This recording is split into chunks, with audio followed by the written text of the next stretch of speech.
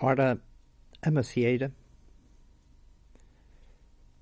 audionovela, livro narrado, capítulo 3.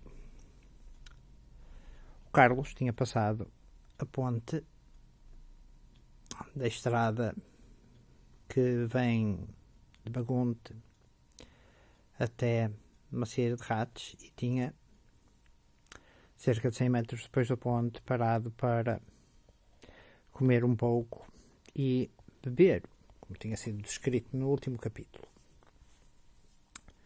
Bem,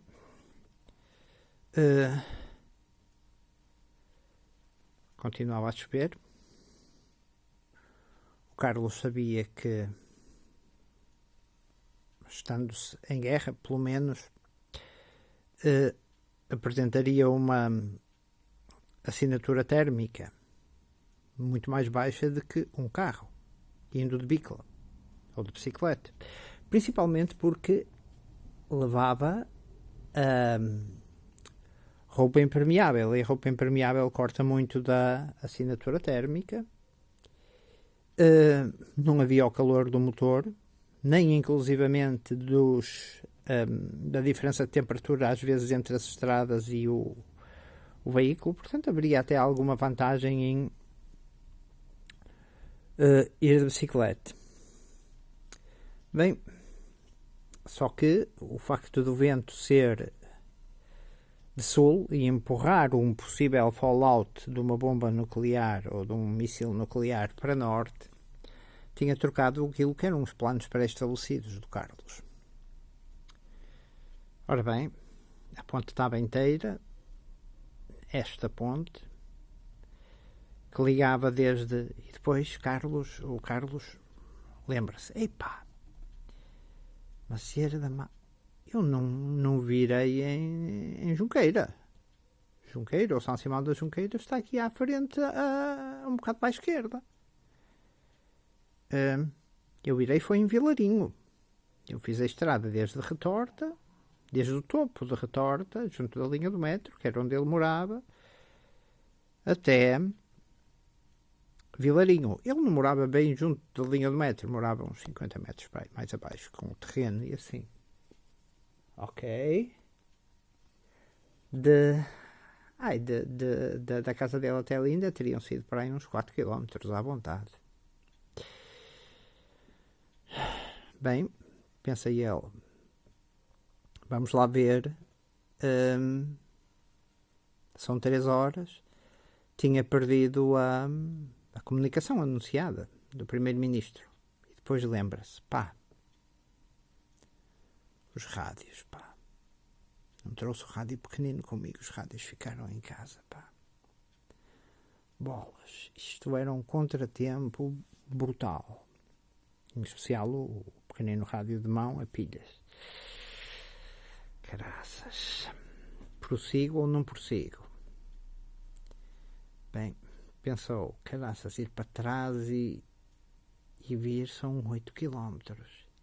E 8 km numa zona onde tanto posso ser afetado por um ataque nuclear ao quartel da Póvoa como por um ataque nuclear ao aeroporto Sá Carneiro, cuja terminação da pista é em Aveleda, Vilar do Pinheiro. Caraças. Costuma-se dizer que mesmo os bons planos morrem ao primeiro tiro. E fogo. Bem, passou-lhe pela ideia, mas será que esta fuga é loucura e eu não tenho a noção nenhuma de que possa haver um ataque nuclear? Mas dadas as condições da guerra na Ucrânia, em que a Rússia parecia avançar inexoravelmente, e a NATO parecia cada vez mais, até por uma questão de sobrevivência do euro como moeda e até do Império Americano e da supremacia do dólar, a NATO não poderia perder. Quer dizer, podia, mas não não parecia que as elites estivessem para aí viradas. Mas isso era uma outra história, daquelas que o Carlos estudava de estilo nas suas teorias da conspiração, que cada vez mais se provavam reais. Bem, enquanto a chuva caía de leve desta vez, o Carlos procurou um abrigo próximo. Via para aí a 150, 200 metros numa paragem de autocarro. Pedalou até lá, encostou a bicicleta já dentro da paragem de autocarro, para não molhar o assento, para não sentir depois o frio do assento molhado e a umidade. O assento da bicicleta. Tirou a mochila nas costas, que já pesava um bocado, cerca de 10 quilos. E começou a pensar, bem, e agora? Para onde é que eu vou? Intuitivamente, sabia que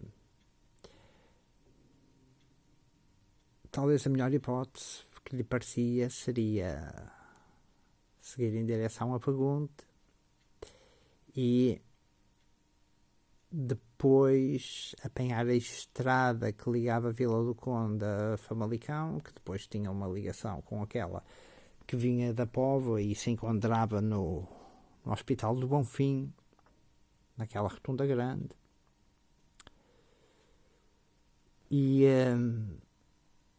talvez seguisse para o lado de Famalicão. Pensou naquela zona de Balazar, em Penices, mas ia ver as distâncias. Abriu a mochila, tirou um mapa bastante pormenorizado, bastante grande, um mapa para aí com 1 metro de altura, para aí por 50 centímetros. Mapa de estradas e com outras indicações. E pegou na bússola que tinha, e que tinha também uma lupa e réguas para cálculos e assim.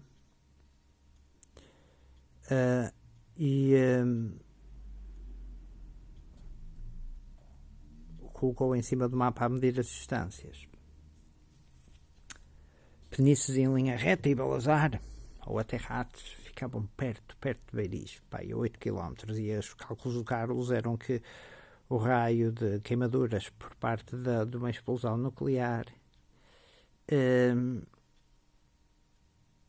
o mais normal seria 100 quilotoneladas. O Carlos fez os cálculos para 20 vezes mais potente,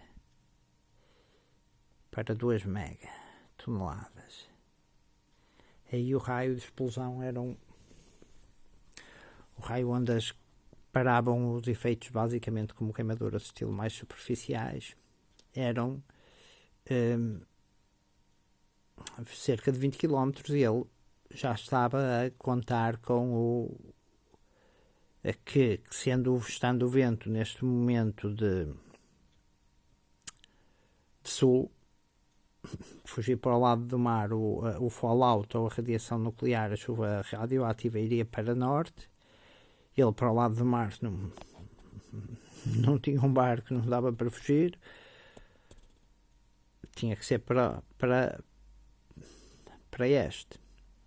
Mas depois vê de certa forma no mapa, não, eu de certa forma estava-se a dirigir para nordeste, e vê, Balazar não dá, Ratos não dá, acaba por ficar em linha reta relativamente perto do topo de Beiris, talvez 8 km, 10 km, em linha reta era pouco. Beiris era onde estava o Cordel da Póvoa. Duvidava que fosse atacado com uma potência até de 1 megatonelada, mas a principal preocupação neste momento, quase irracional, era fugir do raio de ação e fugir do fallout, porque depois, se fosse para resistir ao fallout, teria que tentar arranjar um abrigo ou uma cave. O ideal seria apanhar não apanhando uma cave, ir para um piso intermédio de um edifício. Por exemplo, se fosse um edifício de 4 andares, o terceiro andar seria, aí no centro do edifício, seria o melhor. Ou uma cave na parte mais afastada. Bem, um parque de estacionamento, desde que não fosse um parque de estacionamento aberto e ele estivesse longe estilo das portas, afastando-se das cinzas radioativas. Parques de estacionamento, às vezes os centros comerciais eram bons, e são bons. O Carlos tinha estudado essa matéria. Poderia ter também pastilhas se conseguisse de iodeto de potássio, mas ninguém as queria vender. Havia a solução sempre de colocar betadine, a colher de sopa no estômago e no interior dos braços, do cotovelo.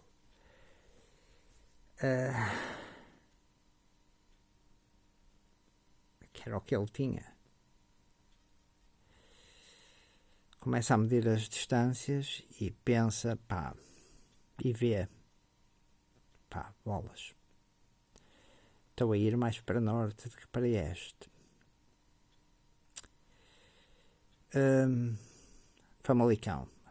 Podia ir para, portanto, fazia dali, quando na direção de Bagunto, virava para São Simão da Junqueira, apanhava a estrada que ia da Póvoa a Famalicão, ou até podia depois apanhar, quando chegasse ali às Fontainhas, a linha de comboio, que vinha, a antiga linha do comboio, agora é ecopista ou ciclovia que liga para o Famalicão.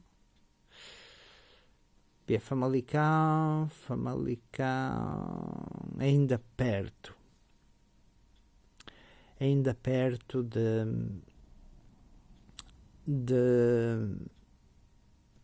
de certa forma perto da Póvoa, no limite, e vê, olha aqui um bocadinho mais acima de Famalicão, mais a norte, Santa Eulália, ao monte, etc.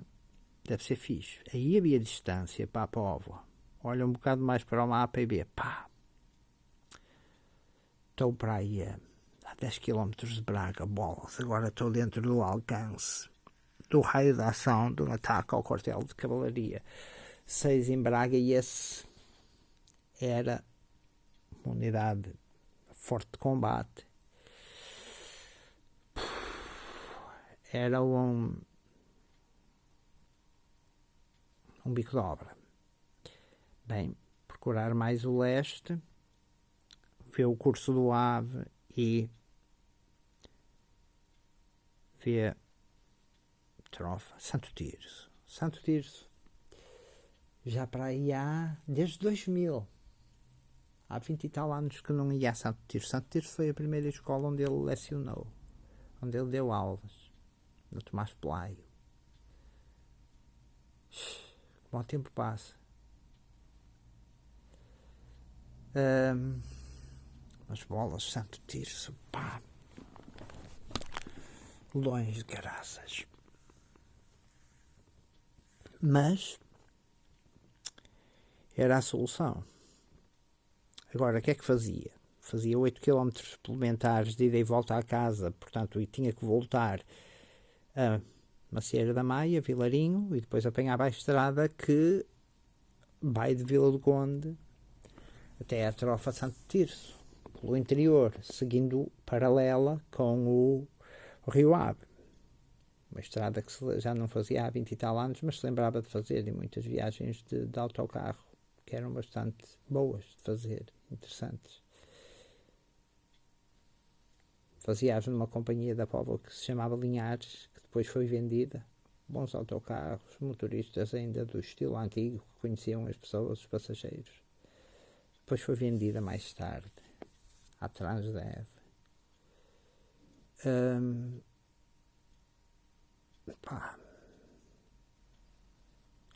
Mas era a hipótese. Só que, pá, 26 quilómetros. 26 quilómetros, pá. Se ele fazia, ele bem sabia que a estrada não tinha as elevações como tinha, por exemplo, quando ia até Balazar, ou porque tinha que passar a Serra de Rates, ou até Fradelos, mas 26 quilómetros, pá, com uma mochila de 10 kg às costas, pá. Se ele até Rates levava para aí que é 1h45 e eram para aí 13, 15 quilómetros, pá, ele ia levar, porque tinha que andar devagar para se poupar, ele ia levar, se dissesse 3 horas não parava, ia levar para aí 4 horas e meia, chegaria a Santo Tirso à noite. Com paragens era importante não suar muito, mas já sabia que com o contacto da mochila ia suar a t-shirt, mas ele tinha uma suplente na mochila, num saco, num dry bag. Fogo. Era uma estrada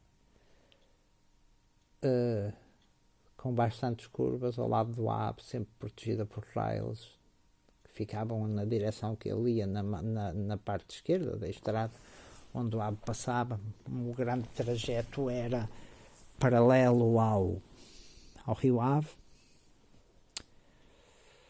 mas basicamente não havia pontes, e do caminho até Santo Tirso, que lembrava, só tinha a ponte que passava, por exemplo, na Trofa, que era um dos caminhos. Podia depois entrar mais um bocadito para o lado de Famalicão e virar para na Trofa, podia entrar um bocadito mais para o lado de Famalicão e ir por uns caminhos bem mais pitorescos e por umas pontes assim mais antigas, estilo a ponte Dom Zameiro, não era Dona Zameiro. Bem, pá, era um esforço.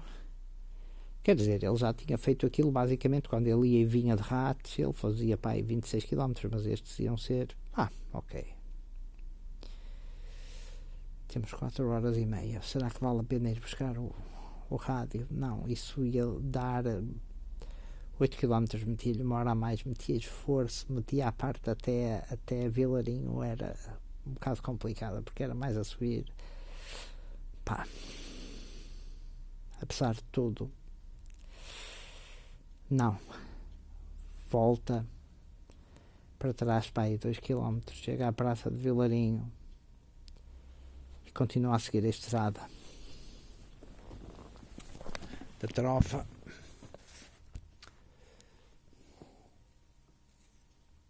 Cerca de 1 hora depois sente fome, mais um bocado de gel, encosta.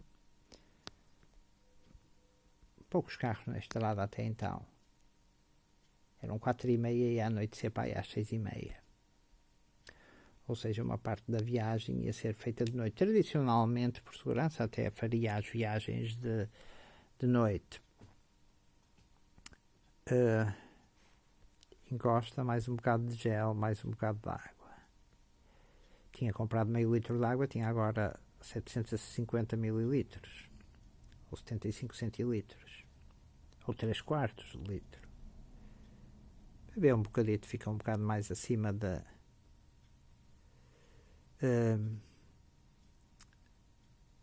meio litro, mais um bocado de ração de sobrevivência. As rações eram 9 cubos. 9 cubos não, 9 paralelepípedos, isolados hermeticamente cada um. Aquele já estava aberto. Mais um bocado de ração de sobrevivência. E avançou para mais cerca de 1 hora a pedalar calmamente. Tinha que ser assim. 5 horas. Ainda longe da Trofa, mas o barulho do Ave paisagem era bonita e a condução até era interessante, porque a estrada é em asfalto, com certas retas, curvas e contracurvas, mas estreitinha. Lembrava-se que quando se cruzavam duas caminhonetes havia muita perícia dos motoristas em que quase se tocavam os veículos. Continuou a andar, às vezes via as pessoas nas casas a falar, ou às portas, muito admiradas. Era óbvio que por as expressões das pessoas ainda não havia luz. Isso era outra incógnita. E se houvesse luz, o que é que fazia? Se a luz voltasse. Não sabia o que é que tinha dito o primeiro-ministro, algo que teria depois também que descobrir. Talvez conseguisse comprar um rádio em Santo Tirso ou na Trofa, se visse alguma loja desse estilo aberta, mas hoje era sábado, talvez. Continuou a avançar, mais uma paragem, para aí 50 minutos depois, mais um bocadito de água, mais um bocadito de gel. Já não restava muito gel.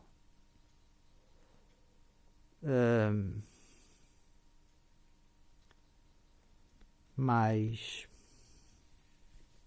uma hora e tal, chegou ao centro da Trofa, passou por cima da linha do comboio, parou um bocado depois, perto das escolas. Ainda era um bocado até Santo Tirso.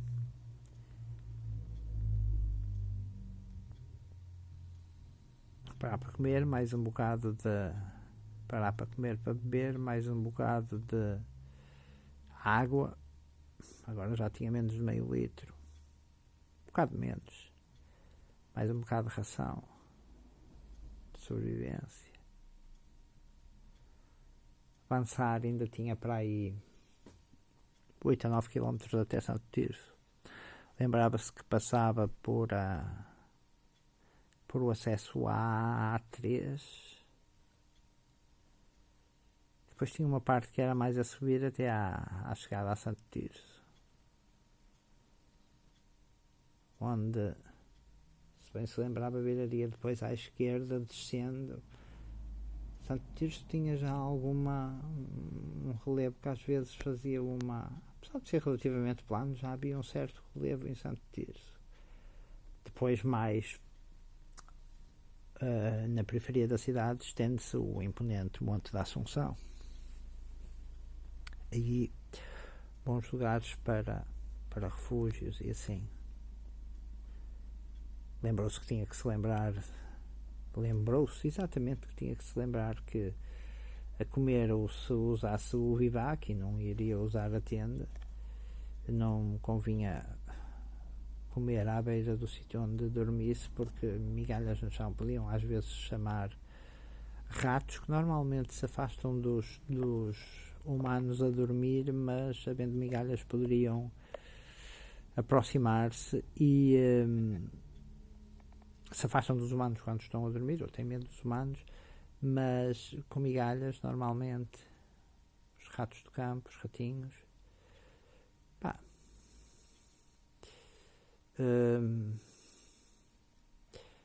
E nesta altura, pouco depois de parar na Trofa, a escuridão já dominava o céu e era diferente, uma sensação diferente, tudo às escuras, sem iluminação pública, raramente um carro ou dois. Uma coisa, a headlamp escolhida era uma Petzl Zipka, dá 300 lumens, ele levava no meio, ainda dava, olha, para fazer aí umas 6 horas com aquele conjunto de pilhas. Levava no meio, ou seja, ligada em média potência, aí 150 lumens, mas era o suficiente.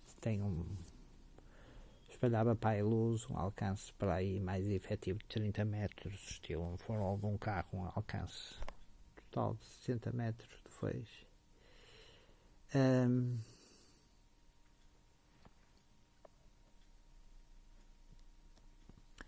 E lá que ele continuou pé ante pé, pedalada após pedalada. Em breve chegou ao acesso que tem a autoestrada A3 ao lado, basicamente sem movimento. Tem ali uma parte com as portagens sem luz, notava-se uma sombra escura. Houve ali um momento em que apareceu a lua, ficou descoberta, ou seja, as nuvens não taparam a lua, e se via a estrutura das portagens sem semáforos, completamente escura. Continuou a avançar. A seguir tinha uma subida acentuada até o acesso a Santo Tirso. Desmontou para fazer a pé, diminuiu para o nível mais mínimo a luz de cabeça, da headlamp, do frontal, da Petzl Zipka. Atrás o Getai mantinha-se a piscar. Normalmente a autonomia é muito grande, cerca de 200 horas. Da luz Getai vermelha. Chega ao cimo da subida, montou na bicicleta, começou a descer em direção ao centro de Santo Tirso.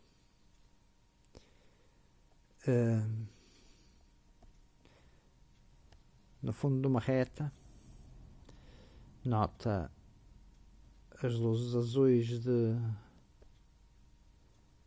possivelmente de um carro da polícia atravessado na estrada, ou seja, uma barreira à entrada de Santo Tirso. Pensou, possivelmente nesta altura eles já me viram a luz, não é? Como é lógico. A princípio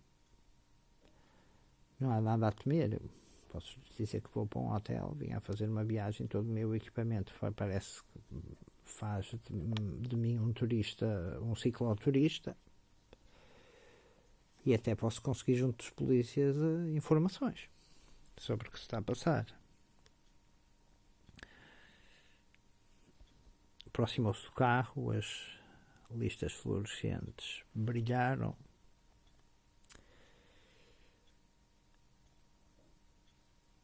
Nem foi preciso mandá-lo parar. Ele dirigiu-se aos polícias, os polícias saíram fora do carro. Estavam com a luz acesa dentro do carro, com a luz de passageiros dentro do carro. Perguntaram, o que é que se está... Conseguem-me dizer, foi lá o Carlos Furro, conseguem-me dizer o que é que se está a passar? É muito estranho, você aqui de bicicleta, então...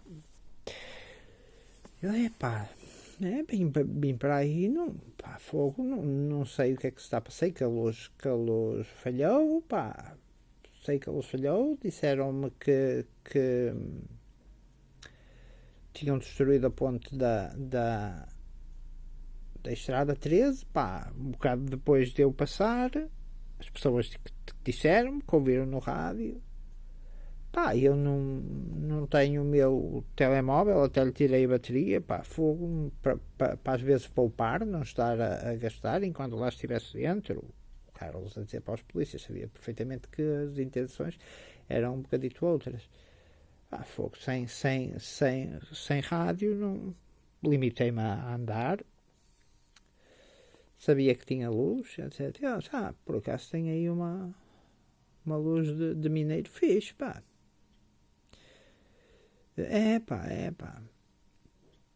E agora o que é que você vai fazer? Perguntam os polícias. Quer dizer, eu vou a princípio para o hotel que tinha pensado. É era uma mentira, mas mas nem sei lá se o hotel está aberto ou caraças. E eles, se o hotel não estiver aberto, o que é que você vai fazer? Olha, eu tenho comigo equipamento de campismo, vocês esta noite, se eu dormirei no jardim, não me vão multar, ou caraças, não me vão chatear. Um deles, pá, não sei, não é melhor. Pá, e diz o Carlos, pá, eu posso sempre pedir aos bombeiros ou caraças, ou pá, procurar o campismo mais próximo. Onde é que aqui o parque de campismo mais próximo, o caraças? Pá, pá, ainda é um bocado para você e o caraças, mas a cena dos bombeiros, por acaso, está fixe. Pá, em último caso, diz um dos polícias, pá, em último caso pode sempre dormir numa das celas lá da esquadra. O Carlos, fogo, pá. Carlos assim, olha, pá, tudo de bom, olha, e você tem que... Eles para o Carlos, e você tem que comer? Pá, diz ele, pá, graças a Deus, pá, diz o Carlos, graças a Deus, pá, tenho aqui tenho aqui uns chocolates, pá, e tenho aqui umas bolachas, pá, e água, pá, dá, pá, para hoje, depois amanhã, quando amanhecer, um gajo, pá, trata disso, e o caraças, então vá lá, pá, boa viagem, e o caraças, e pá, pronto, se precisar de qualquer coisa, olha, vá, então, aos bombeiros, é isso, se quiser, pronto. O Carlos continua ao caminho, pá, passa a zona do hospital, a zona do antigo estado de Tirsense, dirige-se daquilo que ele se lembrava para a escola de Tomás Pelaio, passa em frente à escola, tinha sido remodelada, pá,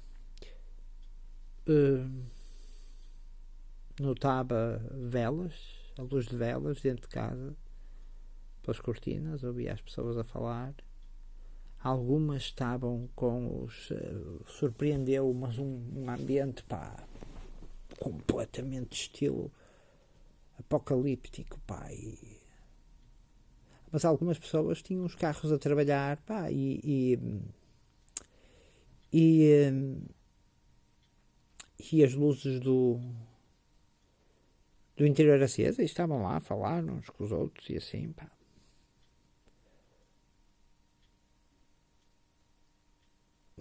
Algumas olharam para eles surpreendidas, mas sinceramente já havia estilo uma sensação de pânico, não lhe disseram nada.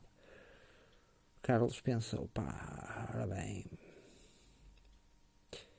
Entretanto lembrou-se, fogo com esta cena da adrenalina. Tenho fome, bem lá comeu o resto da primeira barra, do primeiro paralelepípedo de ração de emergência, acabou o gel, bebeu e já tinha para aí que é 1/4 litro de água. Podia sempre apanhar, tinha o 1/4 litro de água na garrafa Nalgene, não é? Que é daquele plástico, aquela marca americana, que aguenta quedas de vários andares e usada pelos alpinistas e que pode ir ao micro-ondas e assim, que é um Triton, plástico Triton, que pode ir ao micro-ondas e aquecer coisas, ao contrário de muitos outros. Pá, e a garrafa pensou, ora bem, agora onde é que eu vou arranjar água? Não era assim tão fácil, porque já não se lembrava muito do santo, mas depois lembrou-se, pá, há ali uma parte no interior mais onde havia livrarias e assim, aquela parte mais tradicional do jardim, onde havia lá estilo uma fonte, se eu bem me lembro, ou ali à beira da Câmara, ou qualquer coisa, ou perto do Hotel Sydney, que tinha coelhos branquinhos, ele lembrava-se quando estava lá. Já era noite, mas tudo, ruas escuras, pá. Cenas impressionantes. E chegou ao fundo da rua da Tomás Pelaio e viu parque da cidade, parque Sara Matos ou qualquer coisa, uma ciclovia a começar, e ele, epá, talvez seja um bom sítio para passar a noite.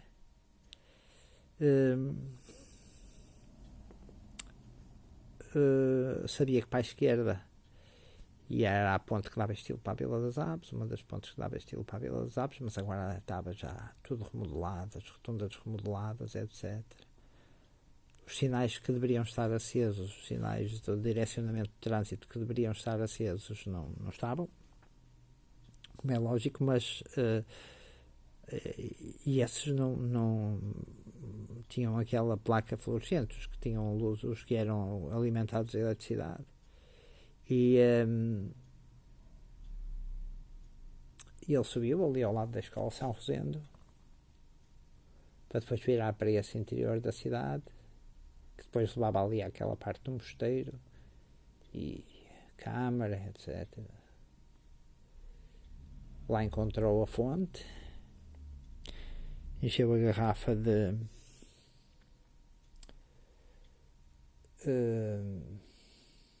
meio litro,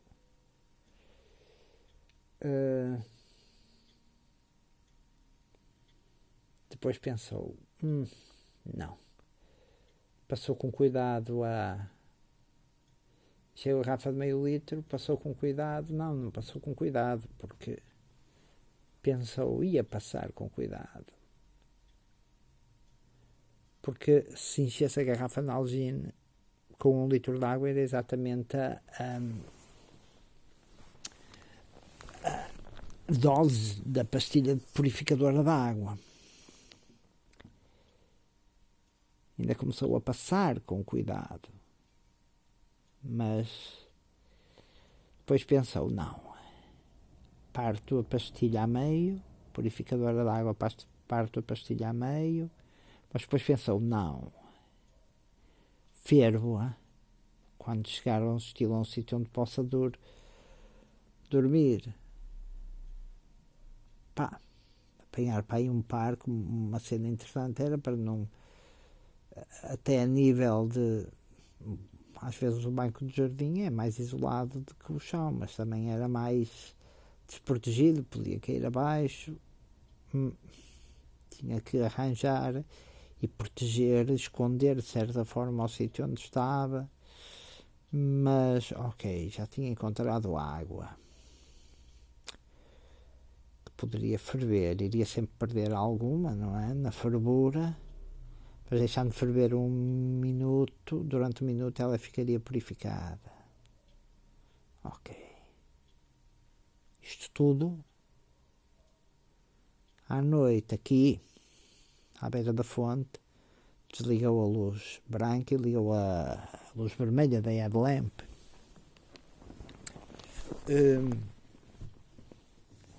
Bastante menos potente. Habituou a visão noturna. Ok. Encheu por isso simplesmente a garrafa com água que estava na fonte.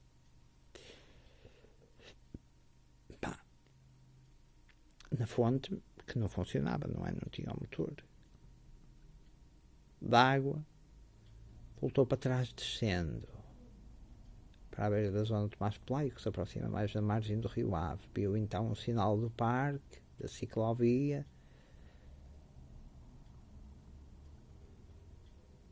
Tinha que entrar com não sabia se o parque estava fechado, mas o parque percorria uma distância grande quando chegou à beira das margens do Ave. Bem, agora era preciso encontrar um sítio fixe. Passou pela ciclovia seguia um bocado ao lado das margens do Ave, já do outro lado daquele, não sei se é, já não me lembro agora o nome da igreja, ele também já não se lembrava o nome da igreja. É ali uma espécie de mosteiro.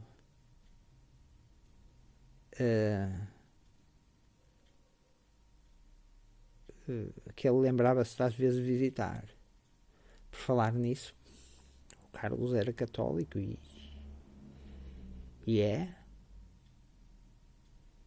amanhã era domingo.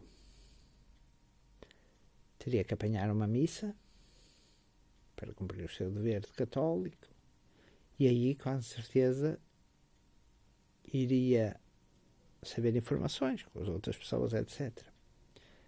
Mas antes tinha que passar a noite, estava com a adrenalina até bem, mas sabia que no dia a seguir ia ser muito complicado. Quando a adrenalina baixasse e os níveis de energia e o esforço do dia anterior se fizesse sentir. Pá, com a headlamp mesmo no máximo tinha 60 metros de visibilidade, mas decidiu o que é que eu podia fazer. Não lhe apeteceu tirar. Como outra lanterna tinha uma LED laser de 4 cores,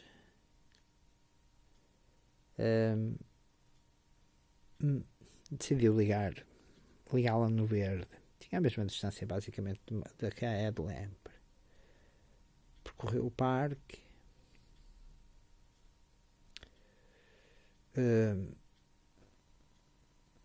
Durante um tempo encontrou uma zona mais arborizada onde viu que podia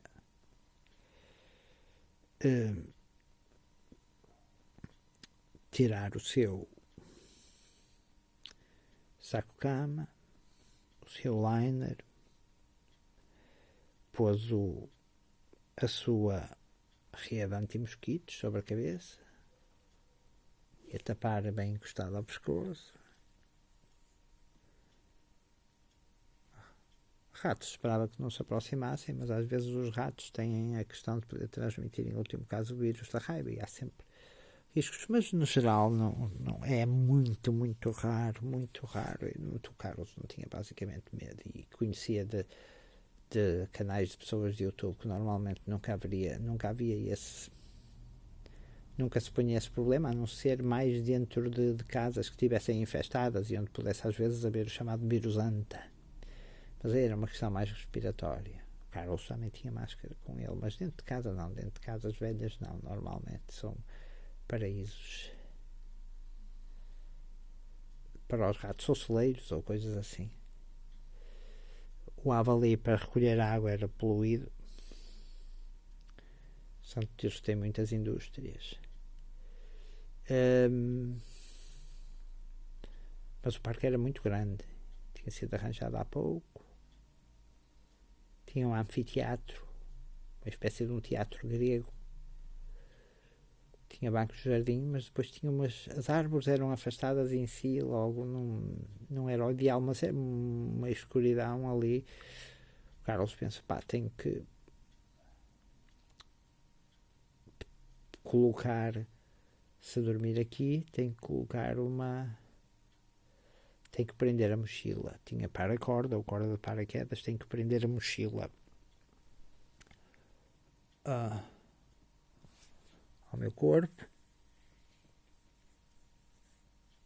com um bocado de frio, e criar uma espécie de uma cerca com uma corda, mas tenho que, para isso, cortar aqui uns ganos da árvore, 4 ganos da árvore, para pôr estilo. Também não queria pôr fio para fazer alguém possivelmente tropeçar, podia aparecer algum idoso ou assim de manhã,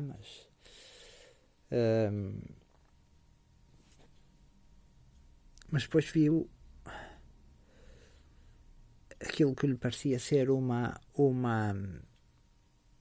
concentração de arbustos muito mais concentrados, estilo sebes, etc. Estilo sebes perto num limite do parque.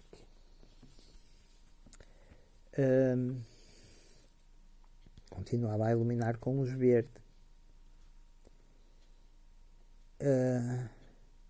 Porque era menos visível. No meio de toda a verdura, não é? Da erva e dos arbustos.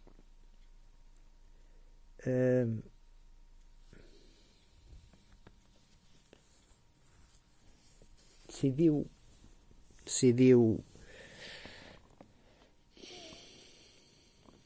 mandar um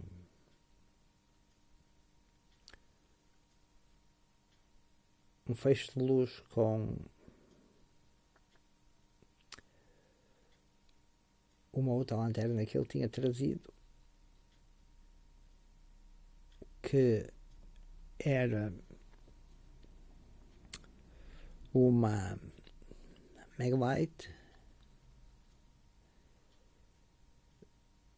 4D, tinha 4 pilhas, tinha para aí uma lanterna grande, para aí com os seus 40 centímetros de comprimento.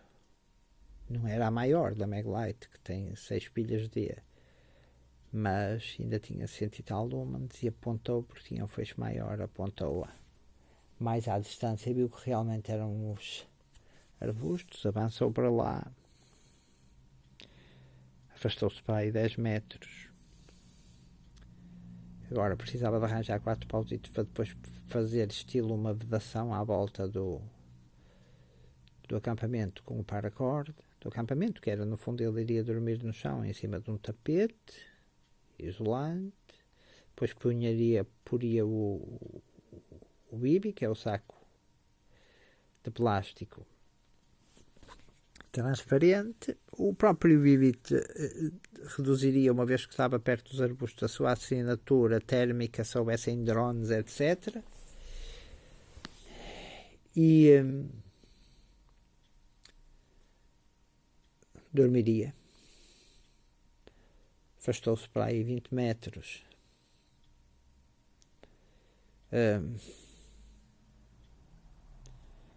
O gel já tinha acabado, mas pensou ele,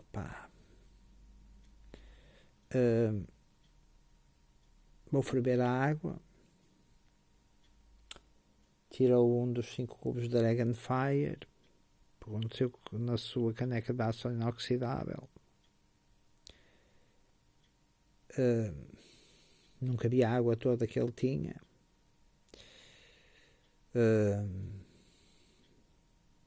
Ele pensou, bolas, posso juntar, depois de ferver, posso juntar talvez a água que tenho, mas se era a água mais pura que ele tinha. Hesitou, mas também com a água quente não conseguia metê-la na garrafa de plástico, não é? Com a água após a ferver, eu teria que a deixar arrefecer. Mas ele deixava arrefecer primeiro. Encheu o que pôde, perdeu um bocado. Levava para aí 300 ml a caneca de aço inox, que ele lembrava-se que tinha comprado, tinha preferido a aço inox a alumínio. Ferveu a água num fogão em que pôs uma pastilha do combustível do combustível do cubo, estilo napalm. A água ferveu. Ele deixou-a arrefecer. Enquanto se deixava descansar, demorou para aí meia hora, para assado meia hora depois. Eram para aí 10 da noite. Abriu a segunda de 9 barras da ação de emergência e comeu metade. Amanhã teria que procurar as missas. Os padres iriam informar, não iriam por falta de luz deixar de celebrar. Iria perguntar às pessoas, e as igrejas eram fáceis, conhecia aquele mosteiro e podia perguntar aos moradores.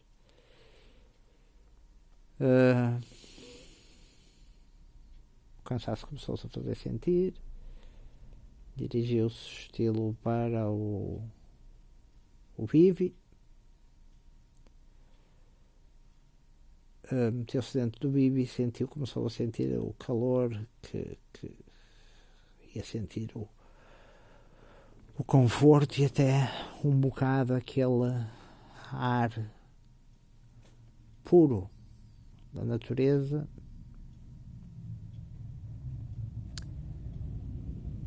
Rezou um pouco, era uma situação complicada, e adormeceu. E para saberem o resto, ouçam por favor o próximo capítulo. Espero que tenham gostado. Até ao próximo capítulo.